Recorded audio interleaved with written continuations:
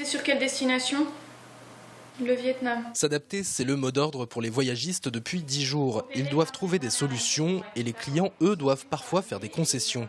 Par exemple, on avait hier des clients qui devaient partir sur un voyage organisé New York et la Californie. Au final, donc, ces vols-là ont été annulés. Donc ils sont partis en autocar pour Bruxelles. Et donc pour pouvoir prendre un vol ensuite Bruxelles-New York avec une autre compagnie aérienne. Les agences sont donc sur le pied de guerre. Les employés passent une bonne partie de leur journée au téléphone. Tout ça pour ne laisser personne sur le tarmac. Ceux qui avaient des vols plus long courrier, on a essayé de changer la compagnie. Et ceux qui nous demandent des billets d'avion, on leur dit non, pas avec Air France actuellement. Pour les tour opérateurs, le vol n'est pas le problème le plus difficile à régler.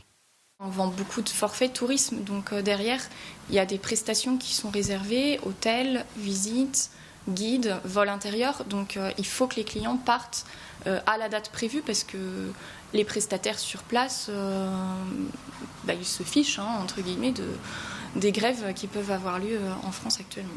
Tous les professionnels du voyage sont donc d'accord, cette grève est un véritable casse-tête. Une grève record qui risque de marquer les esprits des voyageurs. Il y aura fatalement des conséquences indirectes, notamment sur Air France, puisque les voyageurs vont quand même se rappeler que pendant 10 jours, il y a eu quelques soucis et qu'il y a d'autres possibilités de remplacement avec d'autres compagnies aériennes. Les agences de voyage auraient déjà perdu 5 millions d'euros. Le SNAV, leur syndicat national, a annoncé qu'il demanderait des compensations.